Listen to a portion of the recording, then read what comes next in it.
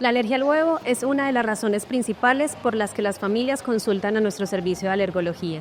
Esta condición, que suele manifestarse en los primeros 2 años de vida, no solamente afecta la dieta de los pacientes, sino también el acceso a ciertos tratamientos preventivos, como las vacunas que contienen trazas de proteína de huevo. Una de estas vacunas es la vacuna de la fiebre amarilla, esencial para prevenir una enfermedad potencialmente mortal. Pero, ¿cuál es su seguridad en las personas que tienen alergia a la proteína de huevo? Mi nombre es Laura Cristina Quintero Gómez, yo soy médica del área de investigación del Hospital Alma Mater de Antioquia y los estaré acompañando en este espacio de nuestro grupo de investigación CAMA. Bienvenidos.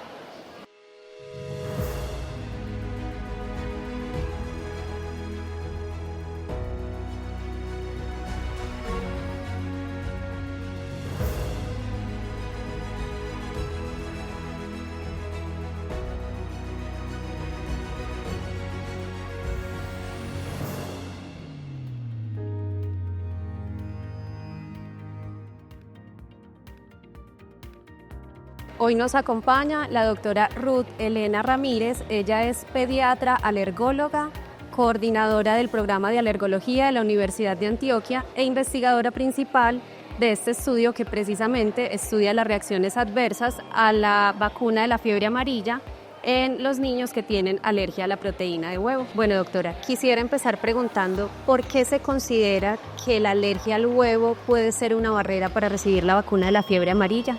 Sí, realmente sí puede ser una barrera.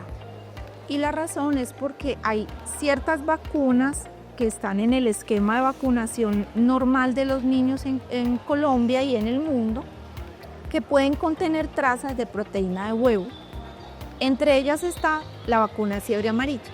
Entonces, lo que sucede y lo que vemos como en los centros de vacunación es que cuando los niños tienen alergia a huevo, les restringen la aplicación de estas vacunas, que son la vacuna de la influenza, la vacuna triple viral y la vacuna de fiebre amarilla. Ya en la literatura científica está claro y está la recomendación de que la vacuna de influenza y la vacuna triple viral no tienen contraindicación para su aplicación en niños con alergia a huevo.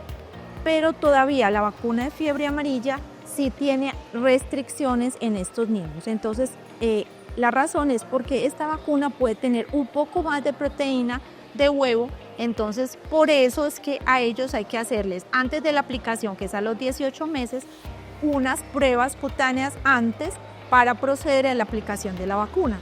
Esa es la recomendación vigente hasta el momento. Entonces, por eso es que este estudio fue direccionado precisamente a evaluar qué tantas reacciones habían, precisamente en miras de mirar si en un futuro esta recomendación puede cambiar. ¿Qué motivó la realización de este estudio? El motivo precisamente es ese, que encontramos que hay barreras para la aplicación, que hay restricciones para la aplicación de la vacuna en los niños y que hay demoras desde que se hace el diagnóstico alergia a huevo hasta que se le aplica la vacuna al niño. Y la importancia de esto es que estamos hablando de enfermedades inmunoprevenibles y de una enfermedad en específica que puede ser potencialmente mortal. ¿Y cómo fue el proceso metodológico de este estudio? Bueno, este es un estudio que es observacional, fue retrospectivo, realmente fue basado en la revisión de historias clínicas de niños con antecedente de alergia a huevo. Entonces, lo que hicimos fue que recopilamos historias clínicas de pacientes que tenían antecedente de reacciones alérgicas a huevo y que tuvieran estudios para la alergia a huevo. Entonces, ya eran niños con diagnóstico establecido por pruebas cutáneas y por medición serológica de anticuerpos dirigidos a proteínas de huevo. Entonces, ya eran niños con diagnóstico establecido. Tomamos esta población de niños, que fueron 171 niños, y a los cuales además ya habían recibido la vacuna de fiebre amarilla, ya sea porque se le hubiera hecho la prueba cutánea antes de la aplicación o porque a veces pasa que a los padres se les olvida o que no tienen el conocimiento y simplemente se la aplica. Entonces, evaluando si hubo o no reacciones tras la aplicación de la vacuna de fiebre amarilla. Doctora, ¿y cuáles fueron esos resultados clave en este estudio? Bueno, este estudio tuvo resultados muy interesantes. De los 171 pacientes que fueron la población de estudio, 26 tuvieron pruebas cutáneas positivas para la vacuna de fiebre amarilla. Sin embargo, toda la población finalmente recibió la vacuna de fiebre amarilla y todos fueron negativos a la aplicación, es decir, no hubo reacciones asociadas a la aplicación de la vacuna, incluyendo los que ya tenían pruebas cutáneas positivas. Entonces, realmente ese es un hallazgo muy importante, que pronto es el más importante de la investigación. Otro es que hay diferentes tipos de reacciones al huevo, incluyendo reacciones cutáneas solas o reacciones graves como las anafilaxis. A pesar de que había pacientes dentro de la población que tenían antecedentes de anafilaxia a proteínas de huevo, inclusive así fuera reacción grave, tampoco se presentaron reacciones al momento de aplicar la vacuna de fiebre amarilla. Doctora, y según esos hallazgos, ¿considera usted que deberían eliminarse pruebas como el prick test o el test intradérmico antes de aplicar la vacuna? Bueno, es un proceso, eso es un proceso, probablemente vamos a terminar allá, que fue lo mismo que sucedió con la recomendación para aplicación de vacuna de influenza y vacuna triple viral en pacientes con alergia a huevo, porque estas vacunas también pueden contener trazas de proteína de huevo. Sin embargo, los estudios que se han venido haciendo, pues como en las últimas 2 décadas, finalmente mostraron que no había reacción y la recomendación pues se quitó. Entonces, en este momento no hay que hacer pruebas para aplicar vacuna triple viral e influenza a niños con alergia a huevo. Pero todavía la recomendación sí existe para la vacuna de fiebre amarilla. Entonces, la idea es probablemente llegar allá, porque por supuesto hay un retraso en la aplicación de la vacuna mientras el paciente se le hace el diagnóstico, se le hacen las pruebas y termina aplicándose la vacuna, que pueden ser retrasos de 8 meses, de 1 año, de hasta 2 años o de pronto más. Entonces, la idea es llegar allá. Sin embargo, todavía en el mundo pues no existe la cantidad de estudios suficientes que apoyen la recomendación. Vamos en ese proceso, que muchos países, sobre todo los países tropicales, que es donde necesitamos aplicar la vacuna, pues se hagan estudios y se empiecen a ver. Pero digamos que esa es la intención, pero pues no lo hacemos nosotros, son recomendaciones mundiales y todavía la recomendación por la Organización Mundial de Alergia y la recomendación de la Academia Americana de Pediatría en el tema de vacunación, pues sigue siendo que debemos hacerlo.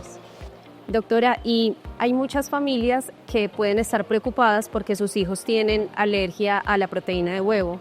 ¿Qué mensaje le daría a usted para darles un poco más de tranquilidad respecto a esa preocupación?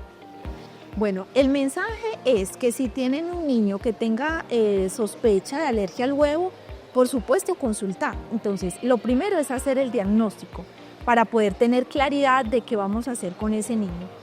Idealmente que sea visto por el alergólogo, ¿cierto? Pero por lo menos por su pediatra. Entonces, tener primero diagnóstico de alergia a huevo, que podemos hacerlo con la historia clínica y con las pruebas que existen para hacer diagnóstico de alergia a huevo.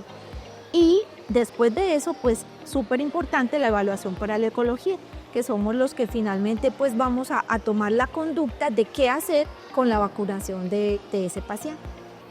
Bueno, y ahora vamos a conocer más a la doctora Ruth Ramírez en su rol como investigadora. ¿Cuál considera usted que ha sido su mayor aprendizaje como investigadora en este estudio?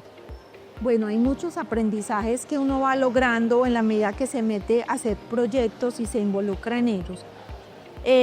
Un aprendizaje grande es que las cosas se pueden hacer, ¿cierto? Que así seamos médicos asistenciales, así no estemos en los grandes grupos de investigación del mundo, podemos llegar a lograr generar conocimiento.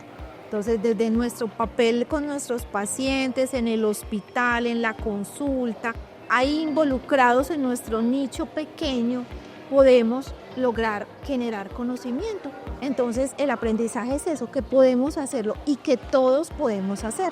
No se necesita ser como te digo, el investigador de un grupo internacional, de un grupo enorme, no. Podemos hacerlo dentro de nuestros grupos que son más pequeños en cada una de las áreas de una institución o de una universidad. Entonces sí lo podemos hacer. ¿Tiene un camino? Sí, tiene un camino, tiene procesos, tiene tropiezos, pero lo podemos hacer y podemos llegar a generar resultados que impacten en los pacientes y en la salud pública en general. ¿Y qué consejo le daría a alguien que está pensando en embarcarse en una investigación en nuestro hospital? No, es simplemente conectarse con el equipo de investigación de la institución, que recibimos siempre pues como apoyo desde la parte metodológica, desde el comité de ética, o sea, cosas que nosotros a veces no sabemos hacer, que es esa orientación como metodológica, inclusive orientación estadística si lo necesitamos. Entonces tenemos personas con las que podemos contar para que nos guíen en eso, porque pues a veces nos quedamos cortos en cosas muy técnicas de la investigación. Desde cualquier área se puede hacer investigación. Muchas de las áreas del hospital tenemos grupos de investigación. Entonces nuestro servicio de alergología tiene su propio grupo de investigación que se llama el grupo GAS. Es el grupo de alergología clínica experimental GASE, y asimismo sucede con muchos otros grupos dentro del hospital. Entonces es simplemente, primero, tener la intención, tener las ganas de hacerlo. Hay que disponer de tiempo para hacerlo también, porque obviamente es una actividad que demanda tiempo, y tratar de unirse a uno de estos grupos en un tema específico que sea del interés de cada quien. Doctora Ruth, muchas gracias por responder estas preguntas. Yo creo que por medio de este estudio podemos tener un panorama mucho más claro sobre esas reacciones adversas que pueden tener los pacientes con alergia a la proteína de huevo, aclarar muchas dudas, pero también nos da cuenta de la capacidad científica de nuestros especialistas.